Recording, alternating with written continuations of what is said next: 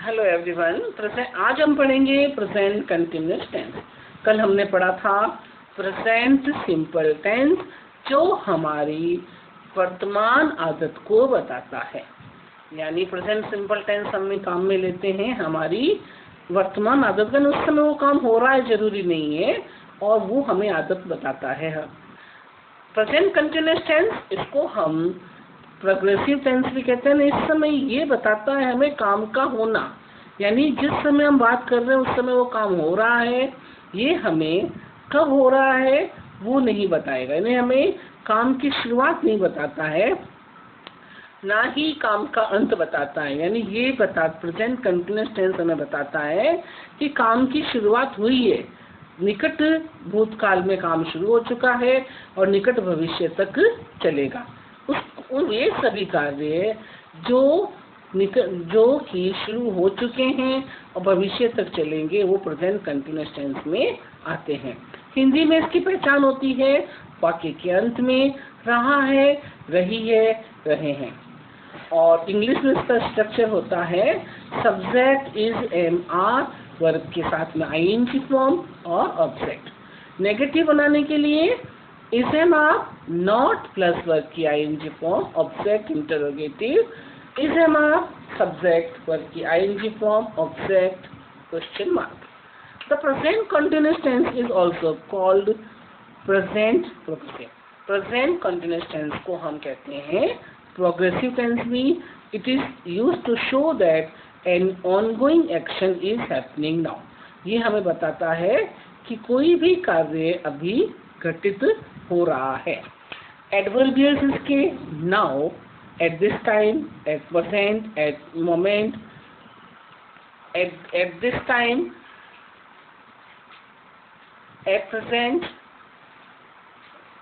Today, at this week, in these, in it means ये सब हमें अभी के, यानी अभी, अब या इस समय, ये हमें इसमें जो सारे एडवर्बियल्स आते हैं वो हमें ये टाइम बताते हैं।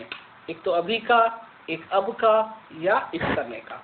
यानी इसमें जो इंडिकेट करते हैं वो होंगे अभी, अब, इस समय बताने वाले वर्ड्स। इसके रूल्स, टू बी या बी हो तो हम क्या लिखेंगे, इज एम आर।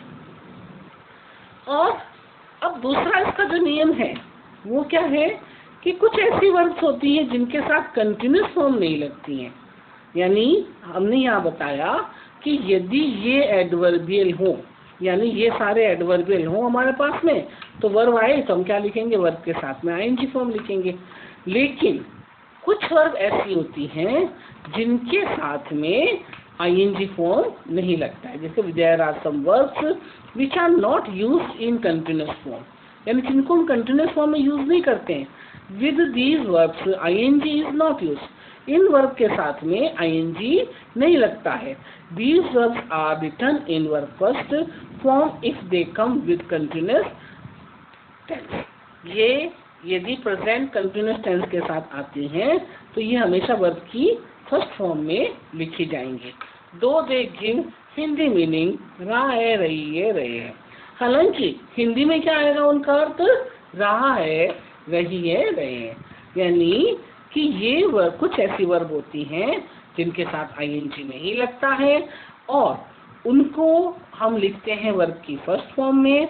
यदि प्रेजेंट कंटिन्यूअस टेंस के एडवर्बियल के साथ आती हैं तो प्रेजेंट सिंपल में लिखी जाएंगी, जबकि हिंदी में उनका अर्थ होगा रहा है, रही है, रहे हैं।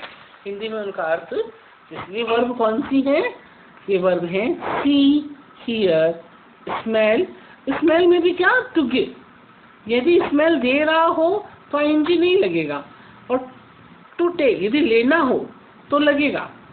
स्मेल में यदि आईएनजी नहीं लगता है, यदि देना हो, इसका आगे हम देखेंगे।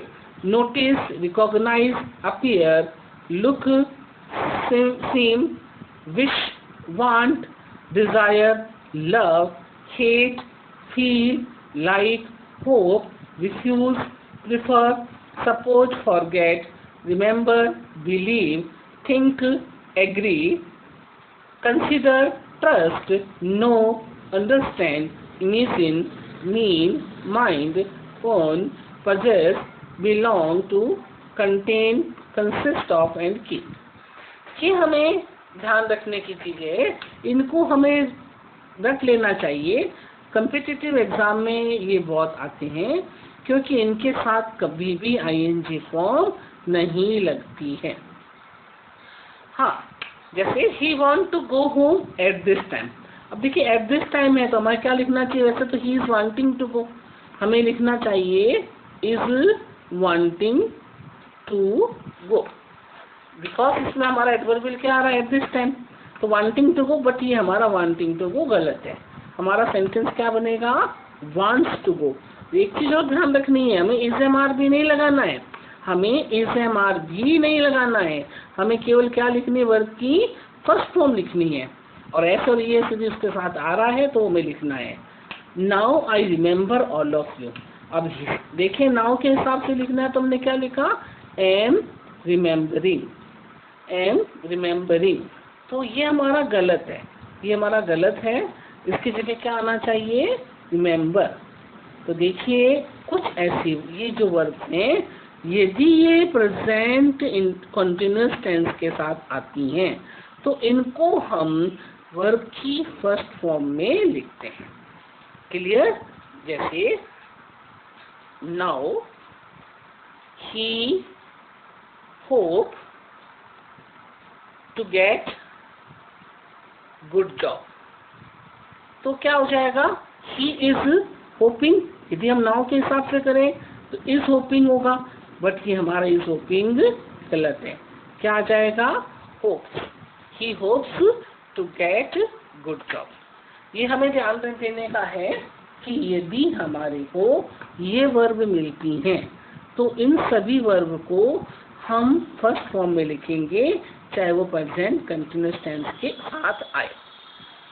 देखिए बट इसका भी, but if these verbs are just after any preposition, लेकिन ये किस तुरंत बाद में, यानी जस्ट आफ्टर मीन्स तुरंत बाद में, किसी भी प्रीपोजिशन के तुरंत बाद में हो तो हम इनको हमेशा आईएनजी फॉर्म में लिखते हैं विदाउट हेल्पिंग वर्ब, यानी कि इज एम आर के बिना, इज एम आर के बिना लिखी जाती है।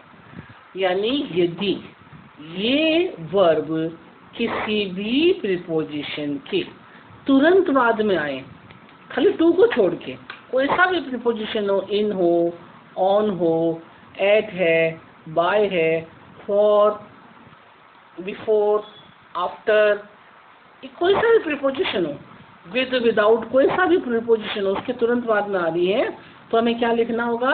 उसके बाद में हम आईएनजी में लिखेंगे। जैसे without know your name I can not invite you. अब नो के साथ आईएनजी नहीं लगता है, लेकिन यहाँ पर हम लगाएंगे नोइंग। क्यों? क्योंकि ये विदाउट के बाद में आ रही है। अब विदाउट के बाद में आया तो हमने यहाँ पे क्या लिखा? नोइंग। देखिए एम या आर कुछ भी नहीं लिखा जाएगा, केवल क्या लिखेंगे हम? नोइंग, यानी इस एम आर नहीं लिखते हैं। ये हमें ध्यान देने की बात है कि हम इसके साथ में इस एम आर नहीं लगाएंगे, केवल वर्ब की आईएनजी फॉर्म लिखेंगे। अब देखिए with understand others feeling we make friend. With है तो यहाँ पे क्या हो जाएगा? अंडरस्टैंडिंग। हम इसमें अंडरस्टैंडिंग लगाएंगे, ना कि इज या एम या आर नहीं, केवल अंडरस्टैंडिंग। देखिए अंडरस्टैंड के साथ आईएनजी नहीं लगता है, लेकिन ये किसके बाद में आई है? प्रीपोजिशन के बाद में। तो ये कोई इनके लिए नहीं है, केवल इन्हीं वर्ब के लिए नहीं है, ये सभी वर्ब के लिए होता है कि प्रीपोजिशन के तुरंत बाद में आने वाली वर्ब हमेशा आईएनजी फॉर्म में लिखी जाती है। यानी प्रीपोजिशन के तुरंत बाद में कोई भी वर्ब आए, केवल टू को छोड़ के, यानी टू प्रीपोजिशन को छोड़ के उसके कोई भी प्रीपोजिशन के बाद में कोई सी भी वर्ब आए, वो हमेशा आईएनजी फॉर्म में ही लिखी जाती है। इसका जो अगला नियम है वो है इम्पेरेटिव सेंटेंस। अब इम्पेरेटिव सेंटेंस में हमेशा यदि दो वाक्य हों तो सेकंड जो सेंटेंस होता है वो हमेशा किस में लिखा जाएगा? हमेशा इज एम आर वर्ब की आईएनजी फॉर्म में लिखा जाएगा। इम्पेरेटिव सेंटेंस होता क्या है? इम्पेरेटिव सेंटेंस जो कि रिक्वेस्ट वाले, आज्ञा ऑर्डर वाले, ये सेंटेंस से come here, go there, sit down, open your books, give me notes, ये सारे इम्पेरेटिव सेंटेंस हैं। नॉट वाले हो, don't come in, don't make a noise, ये वाले इम्पेरेटिव सेंटेंसेस होते हैं। और इनके बाद में यदि कोई सेंटेंस है तो वो हमेशा वर्ब की आईएनजी फॉर्म में लिखा जाएगा। जैसे look, he tells something important, तो लुक इम्पेरेटिव है तो he is telling something important. Don't disturb me, read है तो don't disturb me, I am reading newspaper. Don't touch it, it be wet, तो it is wet. Keep quiet, I hear something strange, तो keep quiet means hear. अब hear के साथ ING नहीं लगता है तो केवल हियर लिखा जाएगा, इसको आईएनजी में नहीं लिखा जाएगा। यानी जो वर्ब आईएनजी में नहीं लिखी जाती है उस, जैसे don't be silly, I know you better. अब डोंट बी सिली इम्पेरेटिव है, इसके बाद में जो वर्ब आई है वो आईएनजी में होनी चाहिए, लेकिन हम यहाँ पे उसको केवल नो लिखेंगे क्योंकि नो के साथ में आईएनजी नहीं लगता है। तो हमने किया present continuous tense. Present continuous tense में हमने देखा कि कुछ वर्ब ऐसी होती हैं जिनके साथ में आईएनजी नहीं लगती है।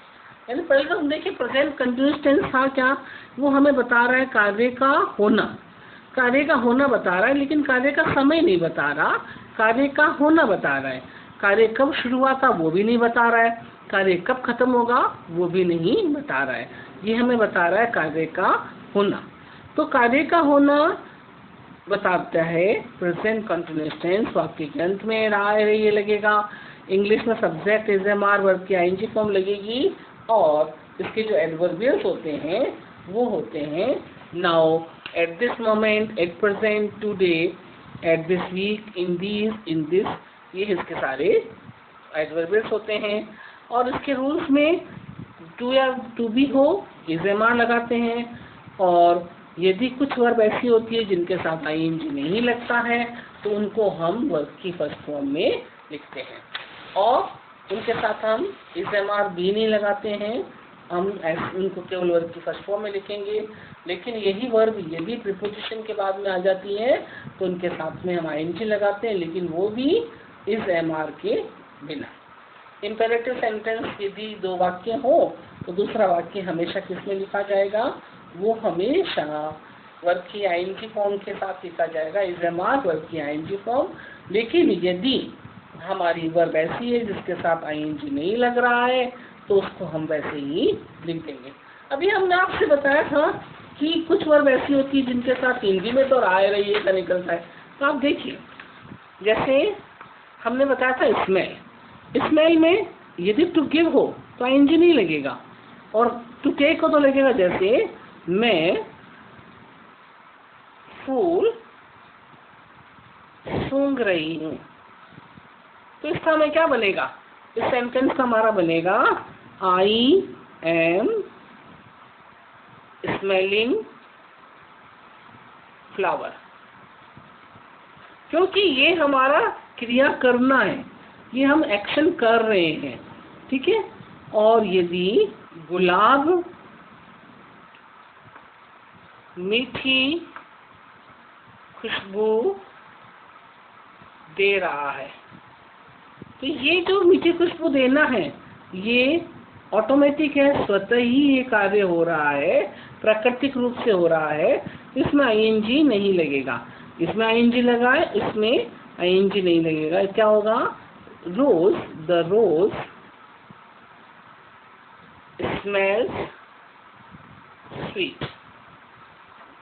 देखिए जब स्मेल में टू गिव हो तो आईएनजी नहीं लगता है, और टू टेक हो तो आईएनजी लगता है।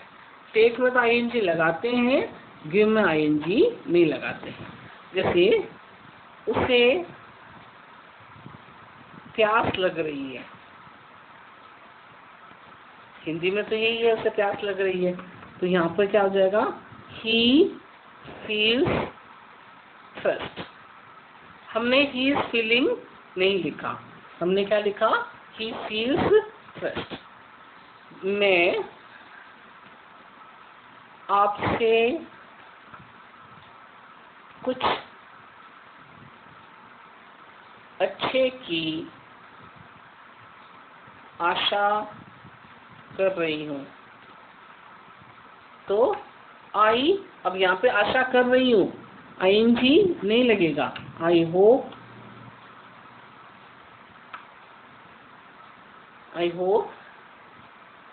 समथिंग